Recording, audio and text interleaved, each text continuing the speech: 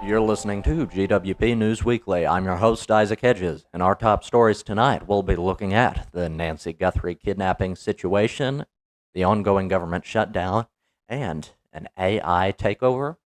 All that and much more coming your way on GWP News Weekly. Folks, you may have noticed that we are trying what we did just a couple of weeks ago. You'll notice that I'm not joined here in the studio by co-host Jacob Fulmer, but not to fret, we will see him here momentarily in the weather and sports segments, so hopefully we'll be able to survive until then. Now, in the meantime, there have been some recent, very significant developments on the situation with the Nancy Guthrie kidnapping. Nancy Guthrie, of course, being the mother of the well-known Today Show hostess Savannah Guthrie, again, was kidnapped from her home. Very unfortunate, tragic situation. And we've seen recent developments on this alleged kidnapping that happened now about a week ago. So, of course, Nancy Guthrie, 84 years old, a very dire situation to the best of our knowledge. Again, her phone has been disconnected from her pacemaker, which she relies on, and it's unlikely that she's receiving the medication that she needs, so things aren't looking great at this point. There have been, as we said, some recent developments on that situation, and an important note on that. Jake, of course, also touched on this situation in the GWP Weekly Recap this past week, where he mentioned that the DNA was not hers. Now, an important distinction to make on that is relating specifically to a recent development on the situation. Again, refers to a glove that was found sort of in the area with DNA on it. Of course, that turned out not to be hers, but in terms of overall, of course, as we mentioned previously, there was DNA found on Nancy Guthrie's porch after the fact, drips of blood, which turned out to be hers. So again, that was hers. That's not a change exactly on that front. Now, this new sample, the DNA sample from the glove, was initially thought to be hers, but is now known not to be her DNA. So an important distinction to make on that front. Now, something else that we mentioned previously, again, worth reiterating, of course, the backpack worn by the suspect in the alleged kidnapping was identified, again, as a 25-liter Ozark Trail hiker pack, and this is a model sold exclusively at Walmart stores, so detectives are now working directly with Walmart to trace potential purchases, backpacks of that sort, hoping to track down the suspect through his potential purchases of that backpack at Walmart. Again, certainly worth a shot on that front. Not a whole lot of new developments on that in terms of anything has actually been found. Purchases of those backpacks are relating to the suspect in the whole event. And in terms of other recent developments, of course, we mentioned a recent DNA breakthrough on the situation. So a glove was found about 2 miles from Nancy Guthrie's home, and it contained DNA from an unknown male. So again, it wasn't her DNA, it was DNA from an unknown male.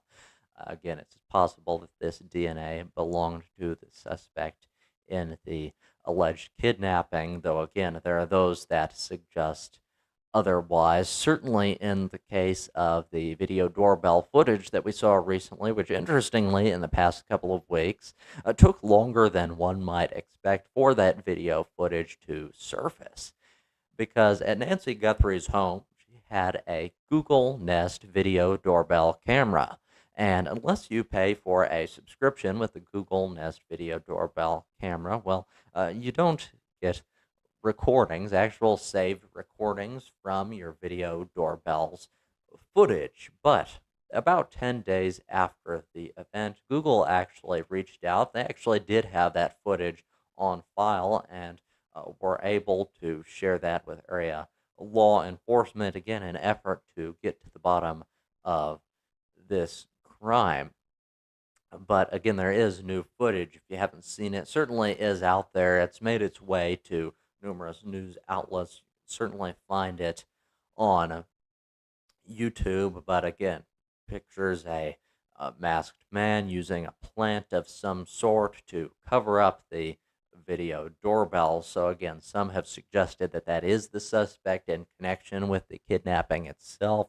Some suggest, certainly in the case, much as they have, as we've discussed previously in the case of some of these ransom notes, these extortion notes. Of course, we know someone was already arrested in connection with one of those that turned out to be false in Los Angeles, California. And again, some have suggested that it is a similar case with the fellow in the video doorbell footage, that he wasn't the actual kidnapper, but again, that he was trying to take advantage of the situation, as it were. And again, there's been the theory surrounding that. One of those sort of around the time of this kidnapping, this alleged kidnapping, was the theory that it began from a botched burglary. So that's right. Again, one of the going theories not long ago on this situation was that the fellow who broke into the home, and to the best of our knowledge, kidnapped Nancy Guthrie, actually didn't intend to do that initially. He intended to burglarize the house, potentially something of value, steal it, and when Mrs. Guthrie turned up, things didn't go quite as planned. That theory, though, has now been rejected by the county sheriff, Chris Nanos. Again, he rejected that claim, stating that investigators now view this strictly as a kidnapping with no evidence of stolen items. Again, no evidence there of even an attempted burglary. At this point, though, it is still very much an ongoing situation. Now, another recent development on this, of course, as we've seen along the course of the situation throughout the past week, many of these ransom notes, again, many of them of questionable origin, but ransom notes nonetheless, have been sent to the media outlet TMZ. And well, they've recently received a new ransom email, a fourth ransom email to our account, claiming that multiple people were involved with the situation and now demand the $50,000 in Bitcoin, though none of these claims have been verified. So, again, somewhat concerning, though somewhat questionable, nonetheless, on these recent emails received by the media outlet TMZ. Now, the search, as we mentioned, is still ongoing. Multiple searches have been conducted around that area in the Catalina foothills, and the authorities continue to gather evidence as the case enters its third week. Now, we mentioned just in the past week, when, of course, all of this went down, not long after the event, the Guthrie family, of course, notably Savannah Guthrie, hostess on the Today Show with her siblings, recorded this video, and the initial message that they put out suggested that they were willing to pay the ransom, but first they wanted proof of life of their mother. Again, sort of attempting to arrange for her return, very much in desperation. But again, as time went on, without hearing back, without having a reply on their initial message, well, it would appear that things grew more desperate yet. So they sent out another video message. This time, they again requested, of course, the safe return of their mother. This time, they simply said that they were willing to pay the ransom. Again, no mention here of proof of life, as they grown more desperate. Now, most recently, Savannah Guthrie put out another message urging the abductors again to return her mother, saying that it's never too late to do the right thing. And certainly, I believe it never is too late to do the right thing. So certainly, at the very least, one can hope and pray for the Guthrie family, and certainly at this point, they do need it. Now, moving on to other recent events, we of course have an ongoing government shutdown in relation to funding for the DHS, the Department of Homeland Security, which of course deals in immigration enforcement, again, managing things around the borders and whatnot. Now, funding on this expired at about 12:01 a.m. on Saturday.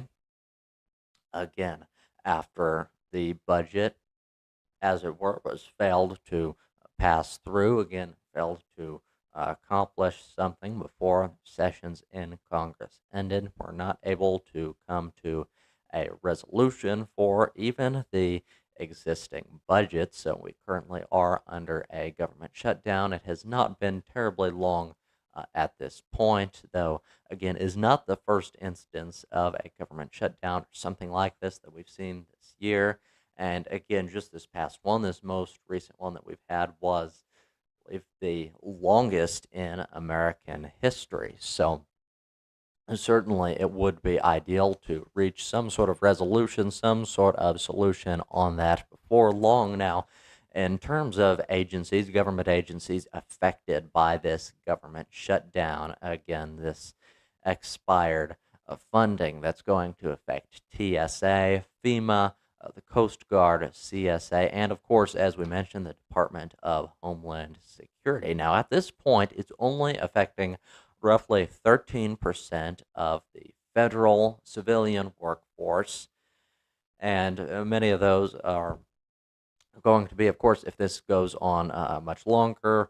Certainly, already we're seeing that since this funding has expired on Saturday.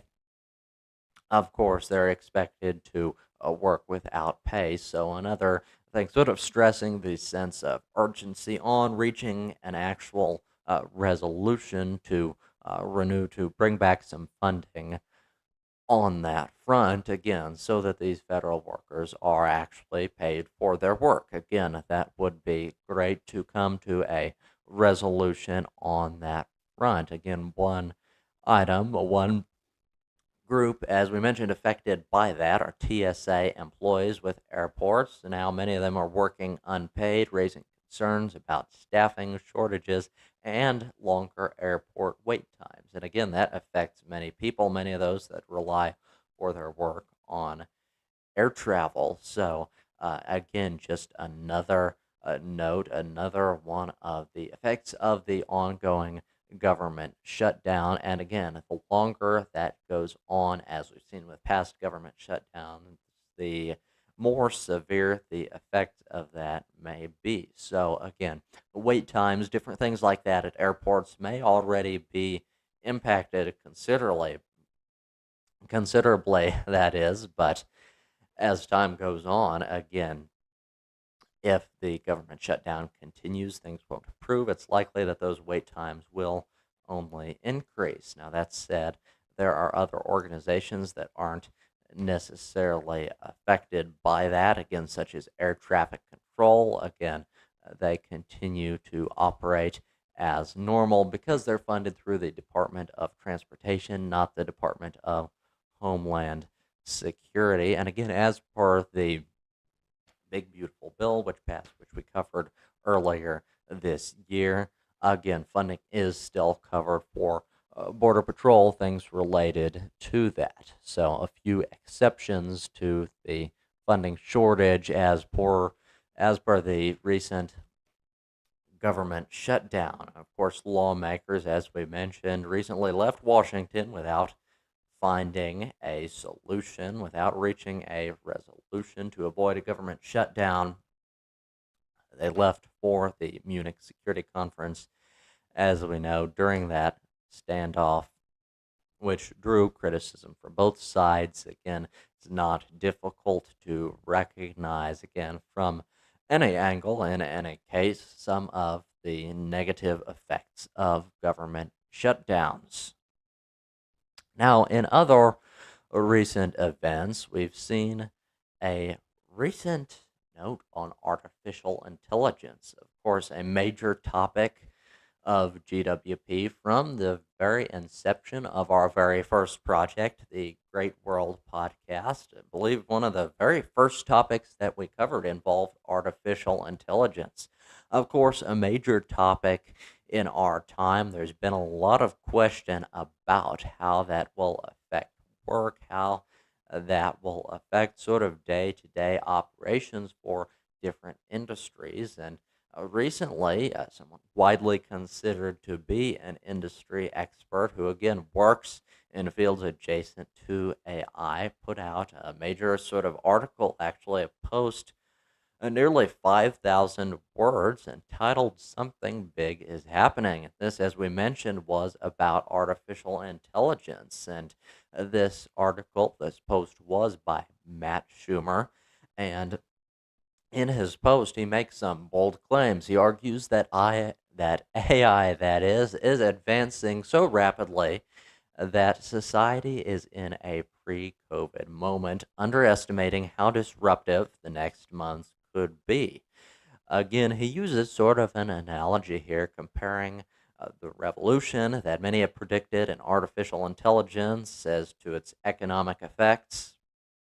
He's comparing that to COVID again. Of course, a major thing that we saw years ago, really not all that long ago, but initially, you'll recall that it wasn't anticipated that it would have major effects, such as the lockdown and all of the things that it led to. And he suggests that this is a similar thing with AI, that many people just aren't taking it as seriously as they ought to, perhaps, and that its impacts will be much broader and much wider impact than many expect them to be. Now, another one of his claims in this essay, he says that AI already performs all the technical parts of his job, and that white collar work could be reshaped much faster than even we initially expected with AI. So he mentioned, again, he has a job sort of in the field of computer science, which is one of the fields we mentioned, one of the very first fields to be affected by artificial intelligence, because again, these AI, large language models, different things like this Chat GPT, of course, one of the chief ones in the discussion, and again, one of the earliest ones to come about, was initially introduced for the purpose of writing for modifying computer code. Again, this is a whole term, there's a whole term dedicated to it in the field of computer science known as vibe coding, where artificial intelligence is used sort of to replicate and assist in generating computer code. And from the suggestions of Matt Schumer in his article, while he's relying heavily on practices such as vibe coding in his occupation, and perhaps even a bit more than in an assistive way. An interesting pattern that we're noticing, even outside of the computer sciences. Of course, in the past, as we covered, a large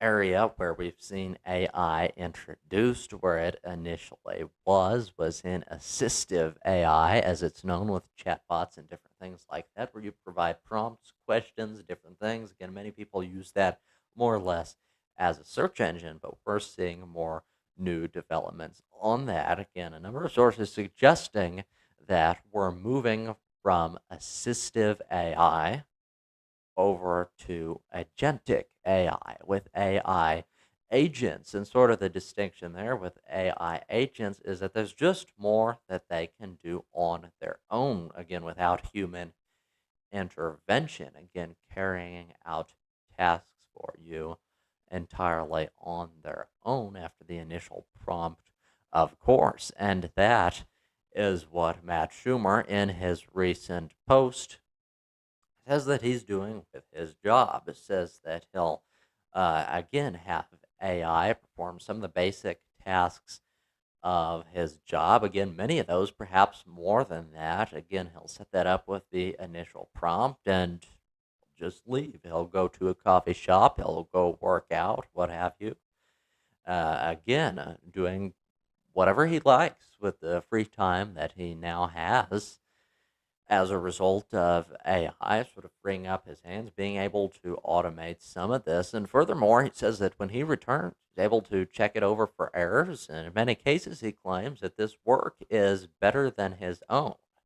And again, requires little proofreading. Again, he did only to find that there were very few errors, and it was actually better oftentimes than the work that he had done himself. So again, we've mentioned the ongoing discussion on that. Many are entirely opposed to this using AI. Think that it is an excuse, in a sense, for not doing one's own work.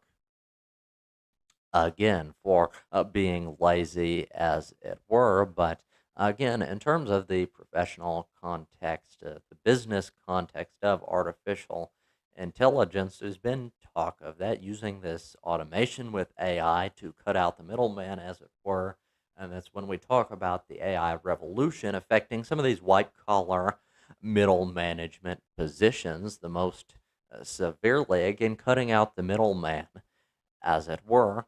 That is what we're talking about, being able to automate these, of course. And again, from the business standpoint, makes a lot of sense. If you're able to save on costs, not having to hire actual people to do some of these things, you're able to just automate it. And again, perhaps the employees that you have, it's not necessarily that they'll be out of a job entirely, that their position, that their occupation is rendered non existent due to AI. No, if it's any indication, if history is any indication as to the way it's been in the past with past economic revolutions, such as the industrial revolutions, again, with machines being introduced, again, a common example, but an effective one nonetheless, which is why we keep coming back to that. Of course, the English Industrial Revolution, now hundreds of years ago, where textile machinery was introduced. Of course, the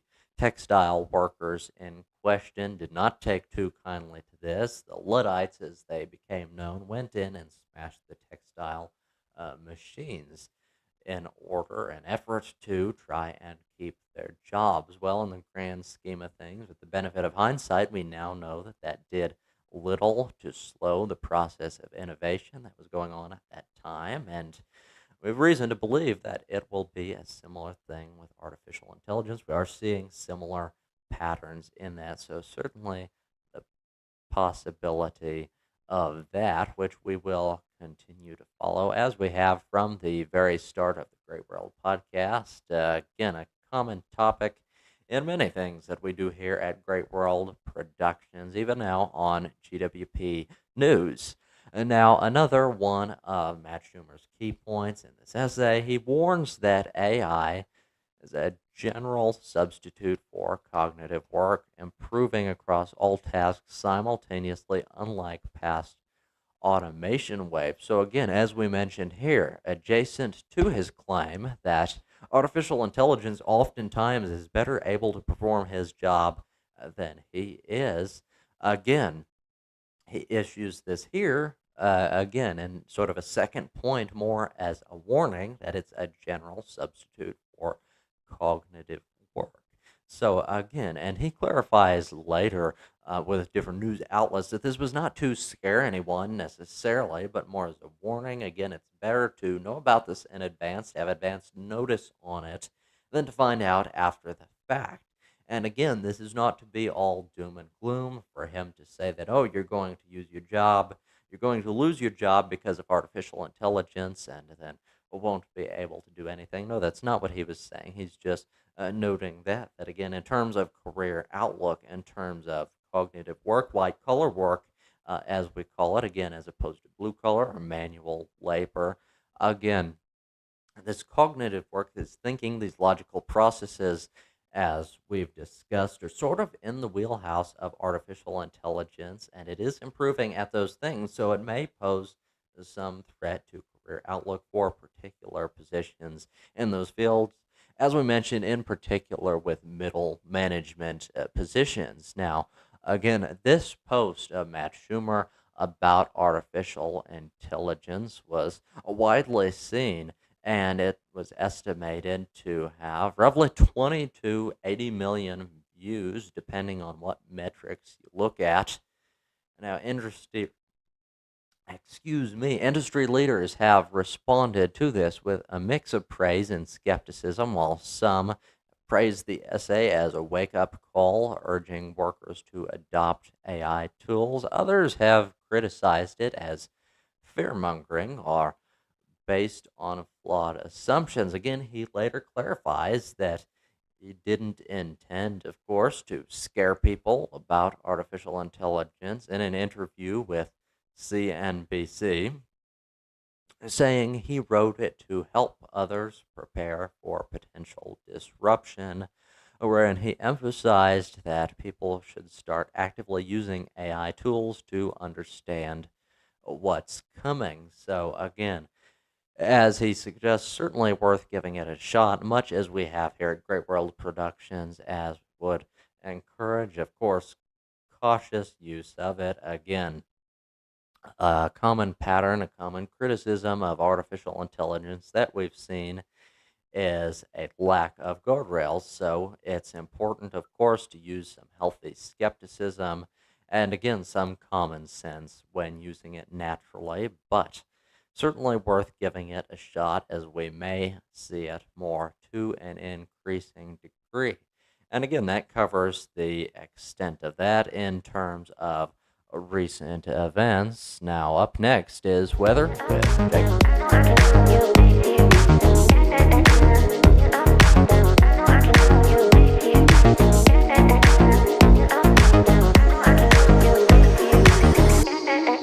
Now we'll go ahead and we'll move into weather. Of course, one of the big weather stories that took place over the weekend was that storm system that brought us some rainfall. Over a half an inch fell across the majority of the state, with a few areas picking up just slightly over an inch of rainfall. We also had some heavier rain and some storms to our south here that did lead to severe weather reports. We had 123 total storm reports on Valentine's Day. This from the SPC. These are some preliminary numbers that we do have here. We had 98 wind reports, even 20 tornado reports. Most of those were EF1 tornadoes. At least that's what we know of at this time, including this brief EF1 tornado around Shelby County, Texas. There were several other reports. We could go through those for quite some time, but we're not really going to do that.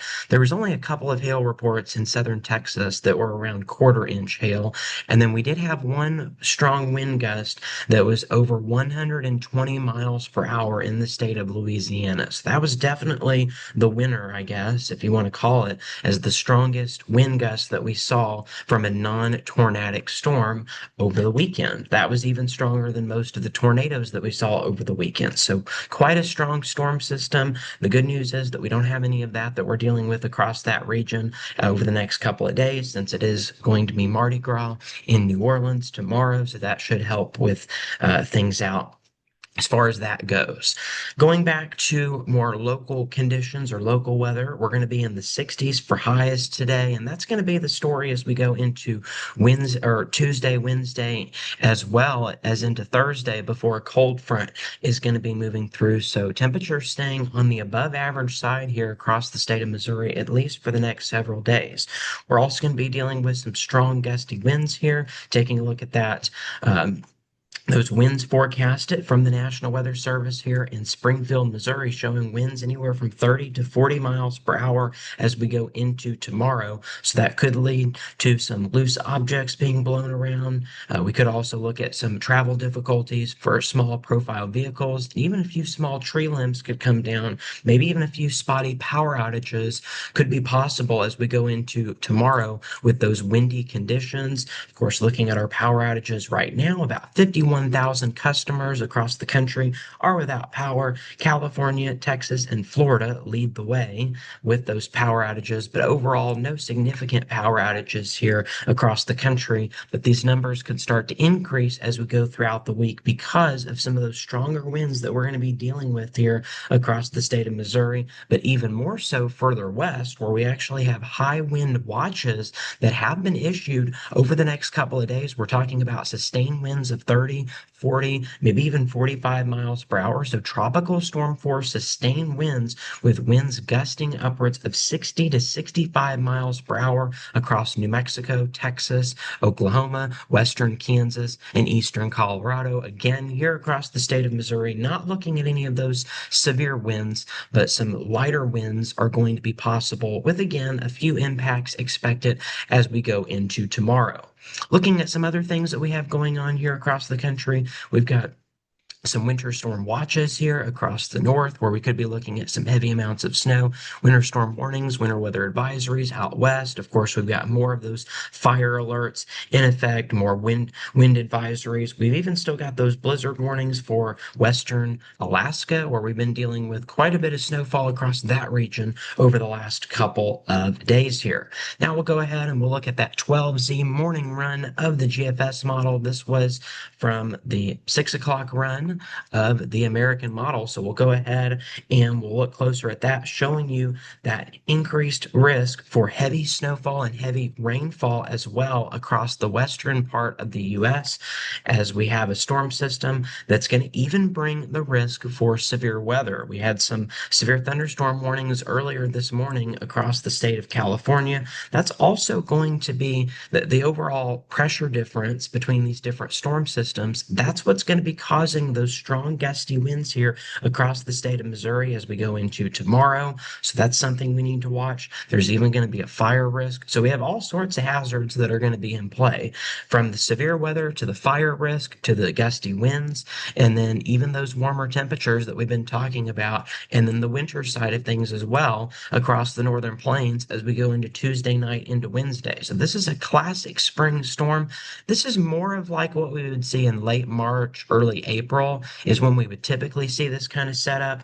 But we have temperatures that are more like what we would see in March and April. So that's part of the reason why we have a March or April type storm system that's going to be rolling through. So again, more of what you would see in spring, not necessarily mid to late winter, but that is what is going to be the story as we go through this week here, again, with those strong winds. And then we've got that snow that's going to be building on the backside of this storm system. And the crazy thing about this is we're even going to have some thunderstorms across the Great Lakes region, but we're also going to have winter weather. So there's going to be a sharp cutoff between thunderstorms to the south and snow and gusty winds to the north. That's going to be the big story as we go into Wednesday. Heavy rainfall and snowfall continuing out west here across the Rockies and the Sierras as well, getting in on some of that heavier precipitation. This will move into the Northeast by the time we move into Wednesday night into Thursday. So additional chances for winter weather, looking at mostly rain for us across the I-95 corridor. A little bit of snow possible in Boston as we go into Thursday. And then by Thursday into Friday, another storm system moves across the northern plains, bringing additional chances for snow. By the end of this week, things will finally start to dry out across the western portion of the U.S.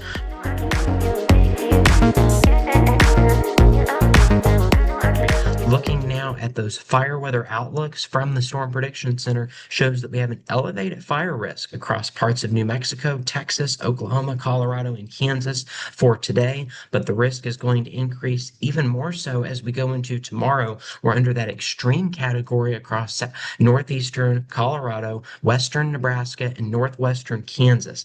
This is the highest risk of fires that we can see issued by the Storm Prediction Center. So it goes on a scale, it goes from elevated in the orange, critical in the red, and then there's the extreme category across the purple. So the extreme is the worst category on this fire weather outlook, and we're under that across this area in that again that we showed you, that pink area across Colorado into Nebraska, under that highest risk that the Storm Prediction Center can issue. So certainly quite a fire weather risk across the plain states as we go into tomorrow with some of those stronger winds and those low humidity values.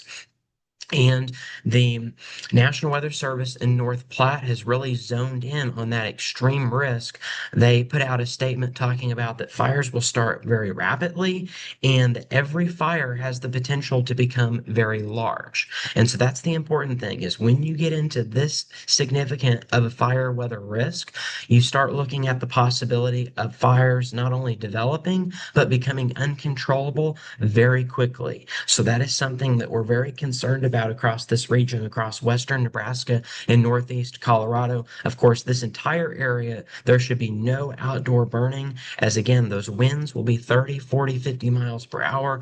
Relative humidity will be about 10%, and temperatures will be in the 60s and 70s across this region. So all sorts of hazards or all sorts of weather elements coming into play in order to make this hazardous outlook as we go into tomorrow. There's even a couple areas that are highlighted in the long range for that fire weather forecast. These areas in pink showing that Wednesday. And then this is day four. So that's your Thursday fire weather outlook across New Mexico into Kansas, across the panhandles of Texas and Oklahoma and parts of Colorado as we go into Thursday. So that fire weather risk not only is going to be quite significant tomorrow, but it's going to be sticking around as we go into Wednesday and Thursday as well.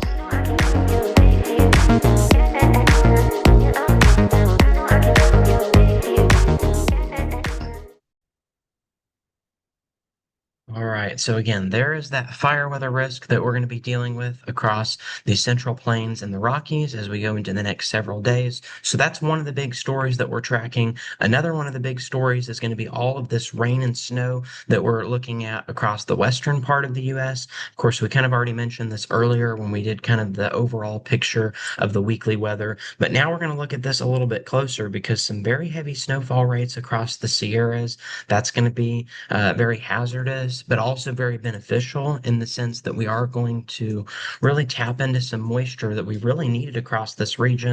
Of course, the state of California heavily relies on the water that comes from that snowpack across the Sierras, and that also helps us out when it comes to the ski resorts. So it's also economically good to get the rain and the snow across the western U.S. And then it also helps out with drought that could lead to summertime wildfires later in the year. So that's another one of those things.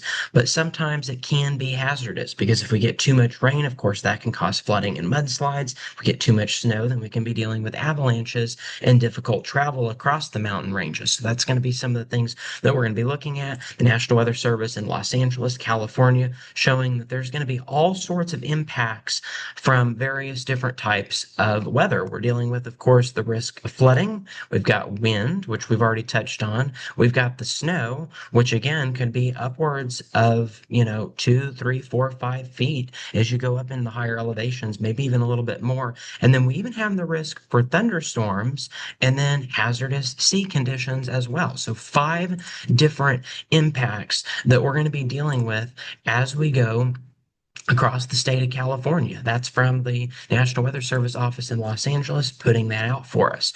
So looking at that severe weather outlook for today, we actually do have a marginal risk across Southern California as we could be looking at some isolated tornadoes. Severe thunderstorm warning earlier this morning. There was a tornado possible tag with that storm.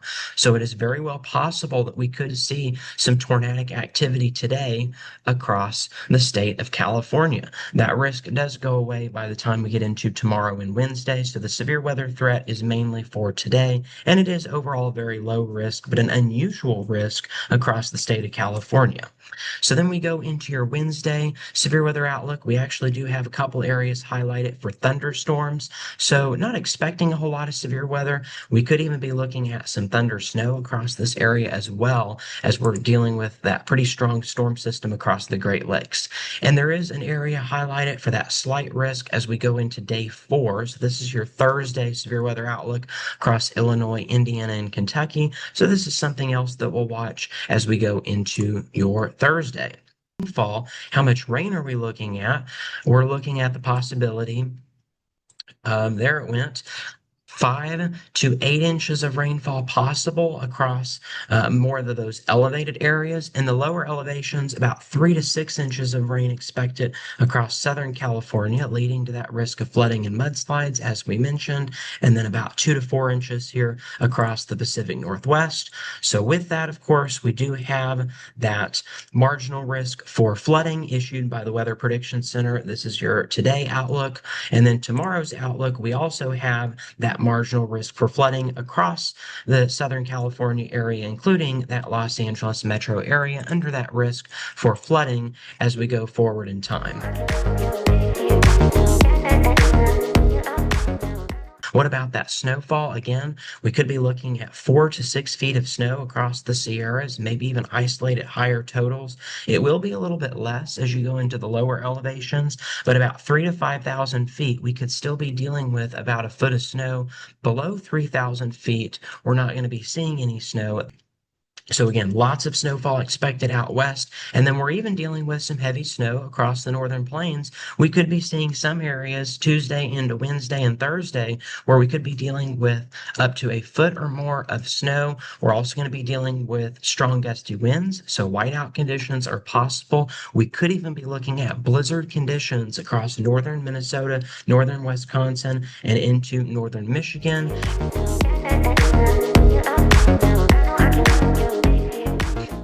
All right, so that's what we're going to be dealing with this week. What about those temperatures? Again, there's a lot going on here. So what about those temperatures across the central part of the U.S.? Again, staying above average, all the way through Thursday, 10, 20 degrees above average, staying in the 60s and 70s across the state of Missouri. Could even be looking at some record highs this week. But then a big change is going to happen Thursday into Friday. Strong cold front is going to come through. This is going to bring our temperatures back 5 to 10 degrees below average as we go into Friday and into the weekend. So just in time for the weekend, temperatures becoming once again more like February, with temperatures sliding back into the 30s and 40s for highs. Low temperatures will be below freezing across the state of Missouri as we go into this weekend. So quite a big change after all the warm temperatures that we've seen this week and also last week.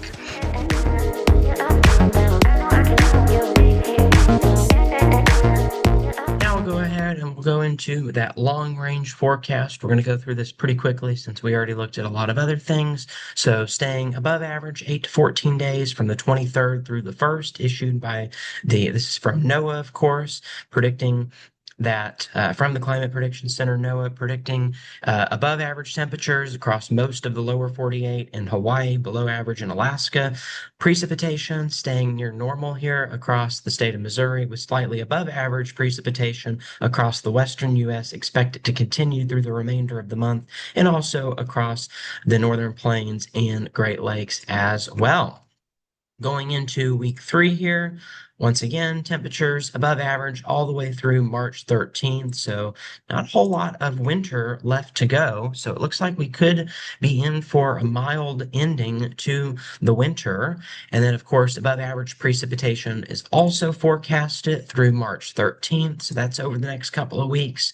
And then hazardous temperatures. So now we're looking at those hazards outlook from the Climate Prediction Center, showing that moderate risk for below average temperatures across the state of Alaska.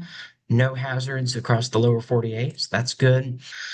And then we got that slight risk as we go towards the end of the month across Arkansas through Ohio. So that area looking at increased precipitation, and then even that moderate risk across the Pacific Northwest from all of those atmospheric river events that we're going to continue to see even into next week. And then risk of heavy snow across the northern plains, not a really big surprise there. Same thing out west. And then winds. It's going to be very windy across the western U.S. as well as the Rockies. All right, that's it for weather. Now we'll go into sports.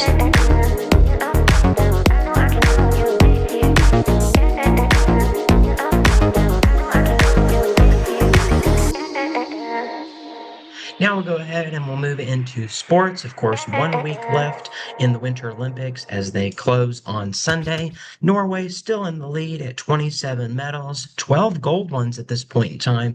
Italy is in second place at 22, 8 golds, 4 silvers, and 10 bronze for Italy.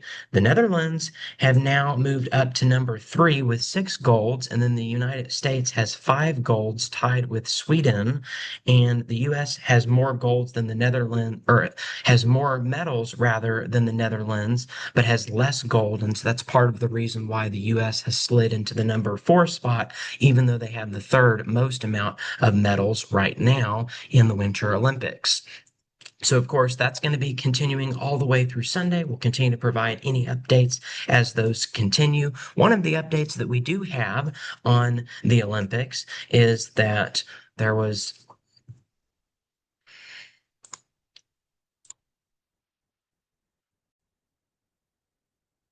one of the more strange stories that we've had that took place recently was that an Olympic ski jumper was disqualified from one of the Olympic events because of his boot size. This comes from Australian ski jumper Daniel Schofenick, who came into the Milan Cortina Games as one of the favorites to possibly win a gold medal in the large hill ski jumping.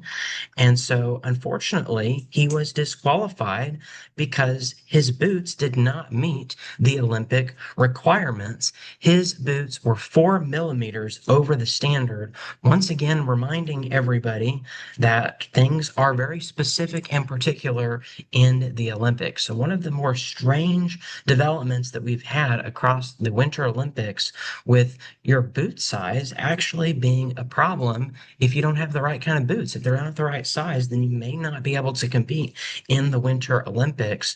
Of course, with that guy Daniel, as we mentioned, finding out the hard way that even 4 millimeters is too much in order, or that even that much of a difference is too much of a difference in order to get by in the Winter Olympics.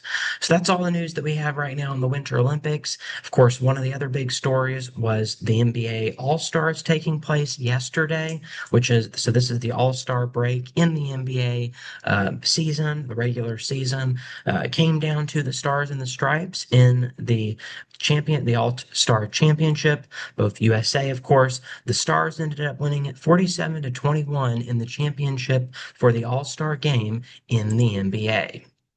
So that, of course, is in the pros. Of course, the regular season will resume in the NBA on Thursday.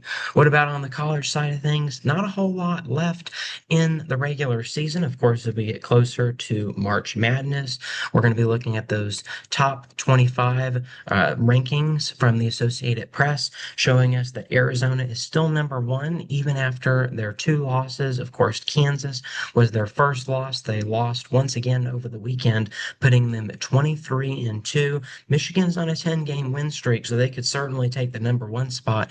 They're currently at number 2. We've also got teams like Houston, Duke, Iowa State, UConn, Nebraska, Illinois, Kansas, and Michigan State that are currently in the top 10. And then Miami, Ohio, still ranked number 23, is 25-0. They are still the only undefeated in Division I of men's college basketball.